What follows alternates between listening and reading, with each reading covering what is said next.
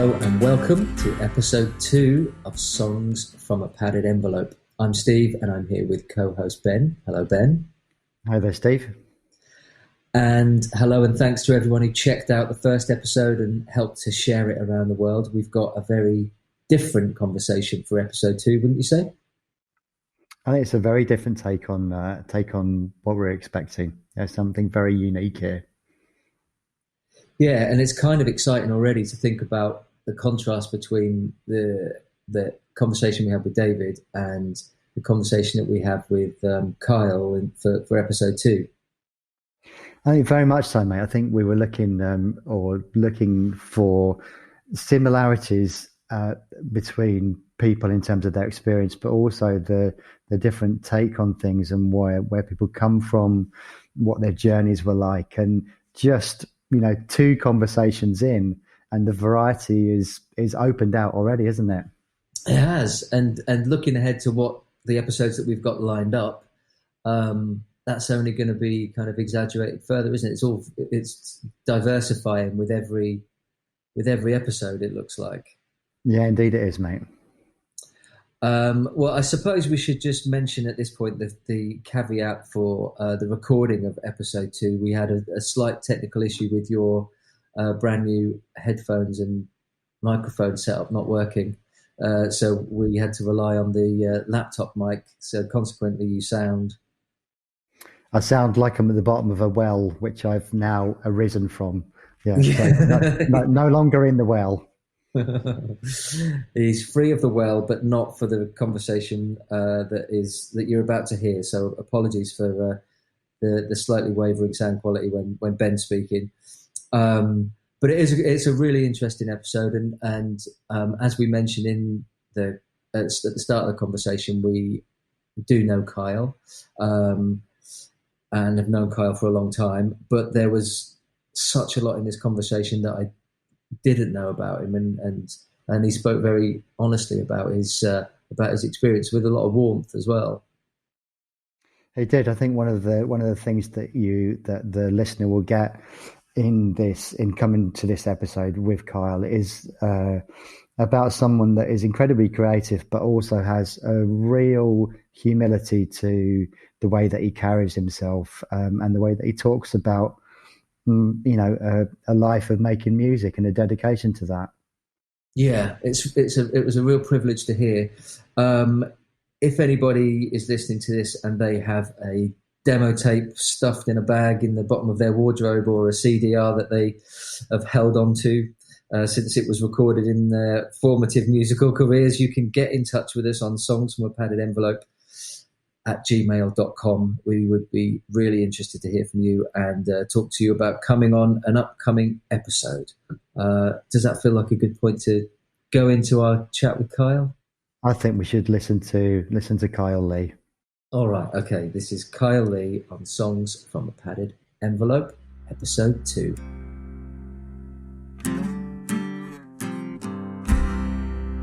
Right, so I'm Kyle. I was once a singer and rhythm/lead guitarist for I suppose you could call us grunge/alternative band based in North Wales called Jive's Room. We had a very short gigging period of about 3 or 4 years and then disappeared into obscurity. But yeah, lots of fun memories there, and looking forward to talking about that. And we can get into some of those, definitely. I suppose full disclosure, our paths have crossed in the past many times. We do know one another. All 3 of us know one another. But actually, I think in all the years that I've known you, we haven't ever really talked about the Jive's Room stuff, and it's not something that we've ever really got into. So I'm looking forward to finding out more about it. And I never saw you play. I think you did. Oh, really? I vaguely remember seeing you and Mark from Slacker at a Bar Blue gig once. I'm sure you were both there, yeah. That was probably I did 2003, something like that. Holy moly. Do you know, maybe you might be right. We were that memorable. Now you've said that. It is coming back to you now, mate. It is. Well, it's bar blue. You spend half the time watching your back and the other half. I'm joking. What's the track you've chosen to speak about? So the track I've chosen is Segatizer. Once we got to the sort of final lineup of Jive Dream, this was the song that we always ended the set on. Usually resulted in smashing drum kits and ceiling panels and just a bit of a mess. But we recorded it for Adam Walton, who is a BBC Radio Wales DJ. He asked us to do a session, and Neil Crud, who is a sort of, well, he's a bit of a legend, to be honest, in Wales. He was a punk in the 70s. He's a blogger. He's got his own website. He's still in bands. He's just championed music from what I imagine was his first sort of steps. He got us in the studio for Adam, and then we recorded these 3 songs, which one of them is Segatizer. Well, that must have been a huge thumbs up to get that seal of approval from those 2 people. Oh, yeah, it was a big deal for us at the time. There wasn't... we were young, so there wasn't many opportunities for us. And a couple of our sort of peers, Gintis, one of them, had already done a session for Adam Walton. So to be asked to go and do one was great, but to have Neil Crud in the studio as well, he says he produced it, he didn't. But to have him in there telling us what to do was, it was pretty cool. Yeah, I'm hoping we can talk a little bit more about that. There's the sort of scene and opportunities in the sort of Welsh music scene as we get into it a little bit more. But sort of given that the demo is 17 years old now, this recording, and can you just go back and take us back and talk a little bit about how the band came together and how long it was before you actually got ready to make a recording? So we were all 4 out of the 5 of us were all friends in Ysgol Dewi Sant in primary school. I'd been given a guitar at the age of 10, I think. Played the odd Oasis track and Beatles song. The rest of them sort of sang along with me. And then I moved to Australia. So for 4 or 5 years I was living there. And when I came back, they'd started a band and they were called Jive's Room. Wayne was singing, Gwyn on drums and Lewis on bass. But they were just doing covers, so Nirvana, Foo Fighters, Muse, Green Day, all the sort of indie alternative stuff that was around at the time. I went down to one of the practices one day, just because I was bored and they were my mates and that's what they were doing, and picked up a guitar, played along to a couple of Nirvana tracks, but the song that got me in the band was Don't Panic by Coldplay. Because they were playing that and I could play slide guitar. I played the slide solo at the end. They had a couple of minute sort of meeting after it, and then I got the job. So I think it was Lewis, or I can't remember who it was. It might have been, no, it was Gwyn came in and said, yeah, we want you in the band. So I played rhythm for a while, for a few months, just along with Wayne playing the Nirvana tracks. But then I started to write a few songs, but Wayne wasn't writing songs, and it got to a point where it made sense for me to be singing because Wayne couldn't sing my songs. He didn't know the melodies, didn't know the words, but I did. So that was it. I sort of muscled in that way and started singing for Jive Dream. And where were you rehearsing at that point? There was quite a few different locations. Started off in, I think, Wayne's house, in his mum's living room. Then his neighbours got annoyed, so we had to move on. We went to Gwyn's house, a few there, a few in my mum's house. We started in my mum's garage, and my old neighbour, Eddie, told us we were too loud, so we moved into the living room. We were still too loud, and then we got the keys to the Real Scout hut, which was behind the little theatre and next to the postal depot. So there was no neighbours around, no one to get annoyed. It was just our space. It was just this sort of sort of corrugated metal tin. So it was really hot in the summer and it was really cold in the winter, but it was nice and it was ours, and we'd go there every Saturday. We practiced from about midday till about 6 or 7 in the evening. And that was us for about 2 years, every Saturday.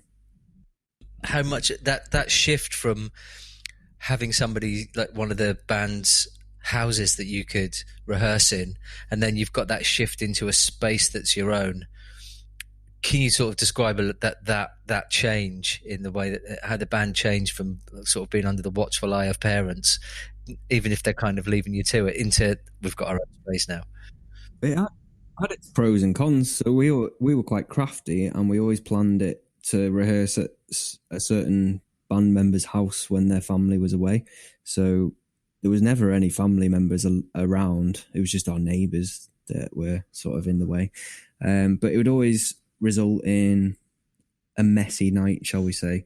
So we'd practice at one of our houses, but we'd end up staying over that night, and then the next day it would be like, oh shit, we need to tidy up, and you know, my mum's coming home soon.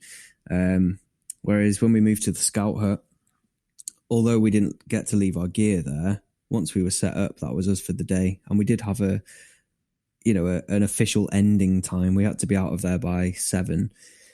So it was like, well, we've got to get all this done by 7, and then we'll go take our stuff home, you know, drop our drums and guitars and everything off, and then we'll go out. So it was a bit more sensible.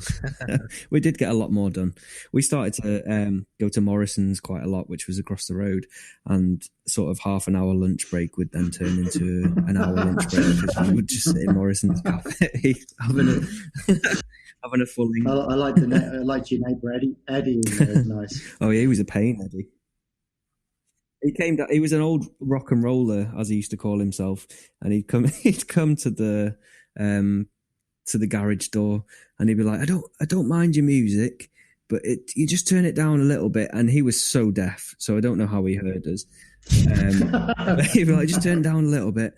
So we did, and then we closed the door because it was hot in there, so we used to leave it open and, you know, close the garage door. And then when we moved into the house, there was no way he heard us, because the house was quite big, and it was separated by a living room which was built with 18-inch brick walls. There's just no way he heard us.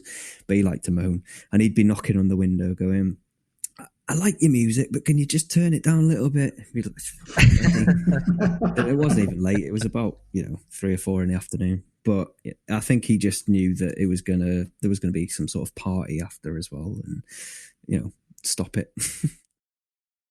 And you talked a little bit about some of your personal influences, band influences, but say a little bit more about that. What were you listening to at that time? We were all massively into Nirvana, and I think, you speak to anyone that's in a band like Jive's Room, they'll all say Nirvana, but everyone had their own individual influences.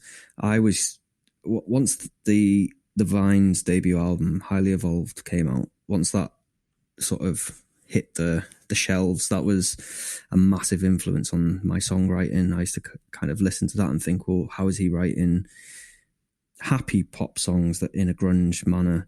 I do that quite a bit. We were all well into Green Day as well. Our bassist Lewis, big Green Day fan, and that sort of crept into the Jive's Room tracks at the same time.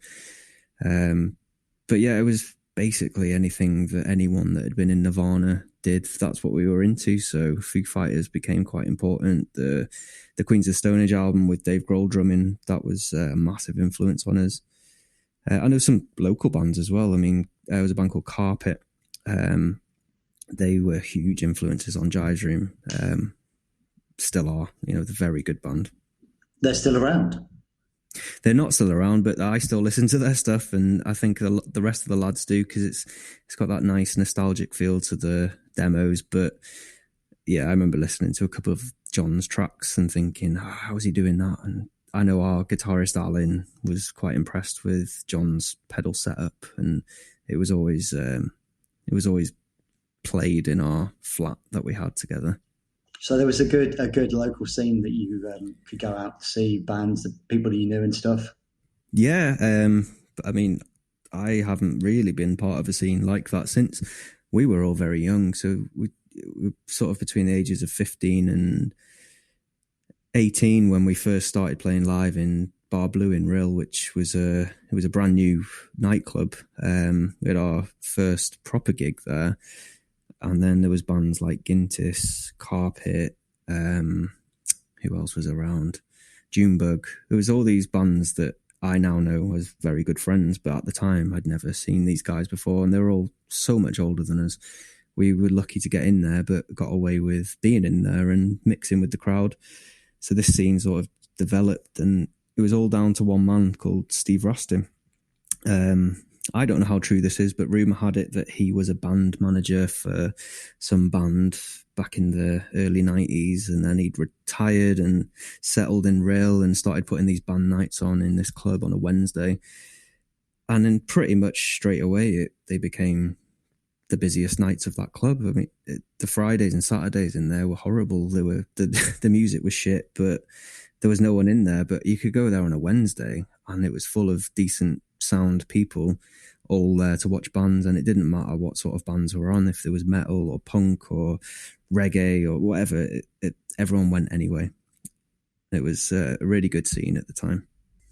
It was. I mean, I moved to North Wales only a little bit before that, like in 2000, end of 1999 to beginning 2000, and I was really struck by how vibrant the scene was and how supportive of each other everybody seemed to be. As I started to sort of explore it a little bit and get to know some people, and then eventually meeting you guys, it wasn't that much longer after that. But the influences of people like Steve Rastin and Neil Crud and Adam Walton, and what that engendered in the scene, as it were, was huge. Actually, they were ever present, those folks, and in a really positive way. I mean, for young bands to have the opportunities that were afforded them through the scene being so healthy. I mean, I've not really experienced anything like that before, and that sort of spread, didn't it, into, so like you're saying that this was recorded for the song was recorded for an Adam Walton session. Right. Is that right? So you had an opportunity to get on the radio and to get some public and like really valuable experience. Were you aware that was actually quite a rare thing, that you were, the opportunities that you were being afforded? Now by the scene? yeah, but at the time, no, because I was so young and I'd never really been out on a regular basis to nightclubs or band nights. This was my first sort of just dipping my toes into a music scene. I just assumed this is what it's like for everyone when they're growing up. But when I look back now, I realise what a big thing Steve did for the North Wales music scene as a whole. He managed to get bands from Anglesey, Bangor, all along the North Wales coast, sometimes from sort of Manchester, Liverpool way, to come and play this really shitty bar on a Wednesday, but to a great audience. And I think a lot of it was Neil Crud he's still got it, but he had this website called Link to Wales, and he'd review them. So on a Thursday afternoon, you'd be able to read about the bands that had just been there. So people were doing it, like I said, Kentucky AFC from I think they were Anglesey or Bangor, I can't remember now. They'd come down and they were quite big. They were on the Welsh music channels, S4C. They were on the Bandit TV show and that. They'd come down and play, and it would be great to watch them. But I think they'd get a review out of it, and it was it sort of worked both ways for everyone. But yeah, I didn't really appreciate what we had until it was, oh yeah, that was great. And are these people still key players then? It's a question to both of you, because not living in Wales, not knowing about the scene. From the scene have gone on to start different bands or different projects. There's a band that we gigged with ages ago. This was with Gintis now, called Pep Le Pew, and one of their MCs has gone on to become, well, I think it's safe to say, one of the better beatboxers in the world, and he's doing great for himself. Yeah, that's fun, yeah. There's others that have gone on to form other bands or solo projects, but by and large, a lot of the people have done something with music that were around at the time, just in different sort of forms. And Neil Crud is still championing new music all the time, really passionately. There's a brilliant interview with him actually on Grant Sharkey's podcast. I don't know if you've come across Grant and his work, but he's brilliant. He's a really talented songwriter and bass player who's making 40 albums over 20 years, and it's kind of every 6 months he releases a new album, then he'll tour it. Wow. To keep himself going. Yeah, he's incredibly funny and political, and super, super talented. And actually, we put him on at tape a few years ago, and he's now kind of got a few gigs embedded in the North Wales scene, but has become really friendly with Neil Crud. It's sort of an inevitability that the two of them their paths would cross. And there's a great interview with Neil on Grant's podcast, in which he talks about his sort of history of supporting new music in North Wales. It's great, and he's still, as he seems as passionate as he ever was. It's an amazing figure to have in the community to play and to watch. He turned up at my new band. He turned up at one of our gigs on I think it was like a Thursday night in Liverpool. I wasn't expecting to see him, but he was there. He's always gigging himself with Spam Javelin. And he just, like you said, he's a champion of music, and I think that man will die with a guitar in his hand. Did you manage to kind of using the sort of the local scene and how healthy it was in North Wales? Did that translate into opportunities in South Wales as well? Not at all. Not for Jive's Room anyway. We were our own worst nightmares when it came to playing outside of Rhyl or anywhere outside of North Wales, really. We never played in South Wales. We had a gig in Newcastle, and we had a couple in Chester, and I think one in Manchester, but that was basically our sort of outside of Wales gigs. But the thing is, none of us could drive. We were all quite young, so none of us had cars. We relied on family members to drop us off at Bar Blue on a Wednesday night and then pick us up on a Thursday afternoon to get all the gear. And then as we all did, well, I say all, I still don't drive, but as the rest of them started to learn to drive, it was university time. So that was it. That was the end of the band. But if you look at the next band that I joined, Gintis, this happened a little bit for us because of the likes of Slacker Records. Put us on a tour in 2004, I think, or 2005 with some quite big Welsh bands, and we did get to go down to Cardiff, and we played in Aberystwyth, and we've since gone back down and we've played in Cardiff again, and different venues around Wales, and it's all about making a name for yourself to get down to South Wales. But I think most bands will either embrace the Welsh music scene, or they'll go on and start trying to play in Liverpool and Manchester and London, or somewhere else.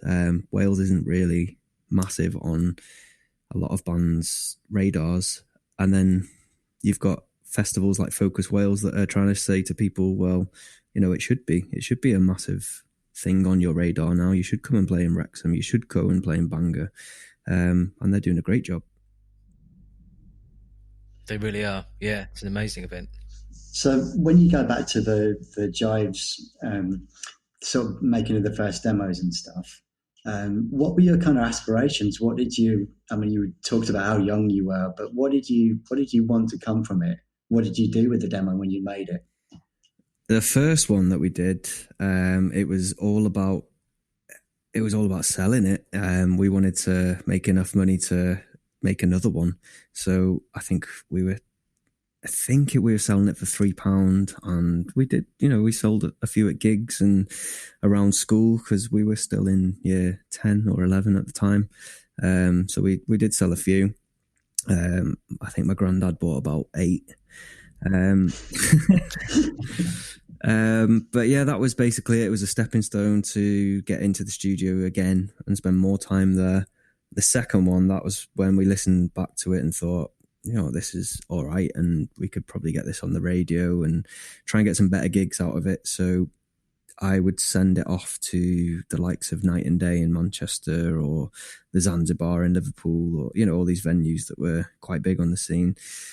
I think maybe heard back from one or two of them. But yeah, there were stepping stones. There was never about making anything big out of it. We knew that the studio that we were using in Wrexham, although we loved it there, we knew it wasn't anything special, and that the amount of time we were rattling out like 3 or 4 tracks in a day, and we knew that wasn't how you did it. That you should spend at least a day on a track and get everything sounding right, or just a day on the drums if you're going to do a couple of tracks. But we couldn't afford it. I think 1 or 2 of us had jobs, so they were just stepping stones really. And then we got a couple of radio plays from Adam Walton from the second demo. That was kind of showed us that we're on the right track, and people do like it, and it's radio worthy, so let's keep on with that really. How did you feel hearing yourself on the radio the first time? Did you know it was coming on? Yeah, I had an email, but I was amazed. Like, it was really nice, and Adam Walton's really sort of sound about what he says. He wouldn't play you if he doesn't like you, but he always has something nice to say about you. But yeah, I was dead proud, and I've always had my granddad's been dead interested in what I've got to do musically, so I remember sending him I think I'd recorded it on an old phone, or I can't remember how I recorded it, but I recorded like a sound bite of what he had to say, and he was dead happy about that. So yeah, that was a big deal for me. How important was it for you to have that sort of family support, at a young age, and like these little milestones that you're achieving, your granddad buying your demos and coming to your shows, and being so supportive for something like your first radio play? How important was that? And was that the same sort of experience for everybody else? No, we all had different family backgrounds, some more interested than others. Gwyn's dad was really interested in what we did as a band. For me personally, it had always been there. My family have always been very supportive of what I've done. But yeah, especially with my granddad, he's our biggest fan, and he always will be. And I think from time to time he wonders why Jive Room split up, but he came to quite a few gigs in Bar Blue. So we're talking like at the time 65-year-old man in the middle of all these 20-year-olds or younger, and he was the biggest fan there. So he loved it, and I was quite proud to show him. We had other family members that would turn up. Alan, when he joined, his dad massively into music. He'd come to quite a lot of the gigs, and he'd travel all the way from Denby, and then at the end of the gig, he'd drop us all off on the way home, and it'd probably take him about 2 hours to get back to Denby, dropping people off in Rail and Dizzerth and another one in Kimmel Bay, but he'd do that, and they were always supportive. So yeah, just going back to the question about the demo and stuff, did you send that demo out to record labels and stuff? I had a list of Welsh labels that had bands that I was interested in, so like Super Furry Animals before they signed to Creation, Gorky's, all these little labels like Angst. I can't remember how, but I found all their postal addresses. I think it must have been on the internet, and I had a little list full of them, and it was always my to-do list, and it never really got accomplished. But I think I sent about 7 or 8 to different labels. Never heard anything back at all. If it was now, it would be different. It's so easy to just drop a file in someone's SoundCloud Dropbox. But at the time, it was, oh yeah, I'll do that. I will do that. But I never really did. But there was a few. I did someone to Angst, and I was a bit gutted that never heard back from them really. So, what would you say that were sort of the landmark achievements for Jive Room, and ultimately what brought it to a close? My personal favourite, and I suppose landmark achievement for Jive Room, was playing in Gwyl Garth, which was in Carnarvon. I don't know if they ever did this festival again, or if it was just once. But Gorky's headlined it. Carl Gintis was there, who was my best friend, but I wasn't in a band with him at the time. And my band, Jive Room, were playing, and I was so happy to be playing this gig. We camped there. We made a weekend of it. It was a beautiful weekend. It might have even been my first proper festival that I'd been to, but it was a great weekend either way. And we got to play that. I think that was the highlight of my gigging career with Jive Room. We had loads of great nights, always messy, always noisy, and things ended up broken. But that was a good gig for us.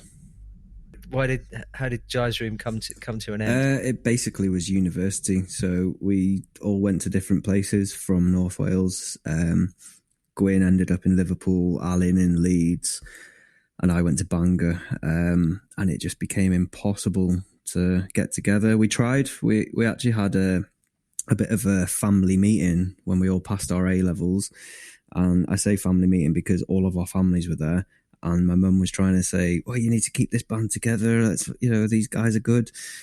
But it just doesn't work like that. Life moves on, and everyone got girlfriends, and just, you move on.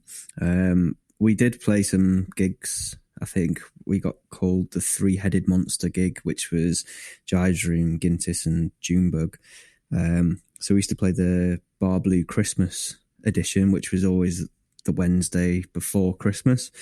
We played them for a couple of years whilst we were in uni, but that was basically it. We did get in the studio one more time to record a 3-track demo, which I think is personally our best stuff. But yeah, that was the end. Everyone had moved on by then. I also I got asked to join Gintis about a year before that, so I'd taken that on board. Was doing a lot with Gintis, and then Gwyn, Lewis, and Wayne from Jive Room decided to have a break and do a side project, which was great. They were called Grand Park, and Alan, whilst he was in uni, started. I feel really bad. I can't remember the name of his band, but he started a very good band. So everyone just went off in their own directions, really.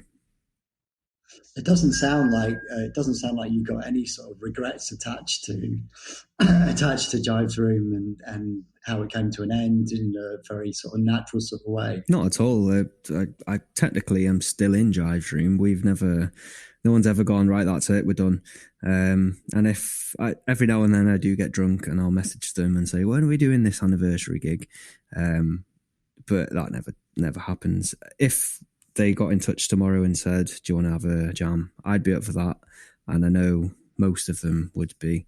But yeah, no one, we're all mates. We're all there apart from Alan, we're all there from very early age. I've known Wayne since I was about 5. Everyone's been to each other's weddings, and we love each other, and we always will. And it's just there, idling, ready for you to when it all aligns, so you can get in a room and play together again. You could just do it. It's just like there. In 2 years' time, it will be some sort of 20-year anniversary, so it would make sense to do it then. But absolutely, yeah. We'll see about that.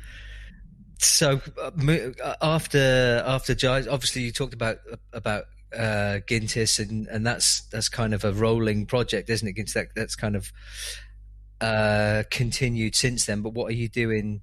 What are you up to now musically? I've started a band called Cow. That's been going about 2 years now. I still do play with Gintis as and when that happens, but Cow's been my main project for about 2 years. We've recorded an EP. We're in the process. Well, we were supposed to be recording another EP, but obviously with lockdown happening, finding it hard to get in the studio, so that'll happen in a few months, hopefully. But that's my main musical project. I'm quite happy with it, to be honest. How is what you want out of music and what your expectations around music, how has that changed, sort of from going back 17 years to now? What's motivating you to make music, and where do you want it to take you? I like spending time with my mates. That's how it always started, and that's how it's always been. Gintis is a prime example of that. It's just about getting in a room with 5 or 6 other lads, having a laugh, making some nice music, and if other people get it, that's fine. But it's not the end of the day. It's not the end of the world if they don't get it, because we do. And that's how it's always been with me. Cow is the same. The 4 of us get in the room. It's just for us. We have a practice. We enjoy it, and then other people seem to enjoy it, and then put us on at gigs, which is great, but I would quite happily just practice with my mates and record. I love the whole recording process. I think the only thing that's changed is the amount of time that we spend on recording compared to what Jive's Room did. They were very rushed, do everything in a day demos. You actually taught us, Steve, that, spend a bit of time on it, make it sound beautiful or as beautiful as you can, and enjoy it, which is the main thing. That's the philosophy of Gintis, which I've taken on to Cow.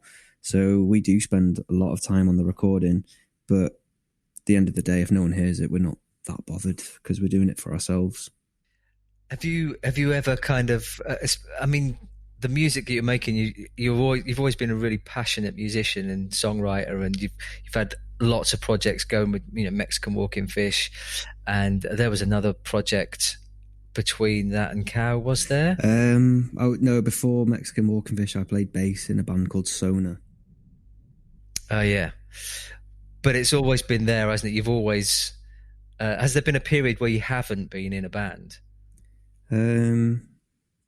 No, I think, because I started Jive's Room when, like I said, I didn't start it, but I joined when I was about 14, 15, still in that band. And then I joined Gintis a couple of years after that, and I'm still in that band. So most of my life has been taken up by being in bands. But I'm no good at football. I'm no good at computer games. I'm terrible at everything, but I'm quite good at being in bands. So I'll stick to that bit. Yeah, that'll be me till I die, I think. No, I was just thinking about one of the things that you and I have talked about, Steve, is about how songs kind of locate a time and a place and a feeling and memories and stuff. So I was just wondering for you, Kyle, when you go back and listen to Sega Tizer, what does it evoke for you? Where do you end up? I had to listen to it tonight before we had this, because I don't listen to Jive's Room very often, and it took me back to a certain gig that we had. Lewis, our bassist, I'm a lot fatter than I used to be, but he used to be able to support me on his shoulders. And there was one gig where we were playing that song, and it got to the bass breakdown at the end. I got on top of his shoulders, and accidentally the guitar went through the ceiling. And then because of that, we ended up trashing the place, and we thought, well, the ceiling's broken, we may as well trash everything. It took me straight back to that, and it took me back to feeling like 16. I think it's that sort of music that you can listen to when you're young, and you listen back to it again, and it just takes you straight back to that age, really. Very fond memories. I think that's a really good point to listen to Sega Tizer, I would say. Kyle, thank you so much for doing this, for sharing your stories. And this is Sega Tizer by Jive's Room.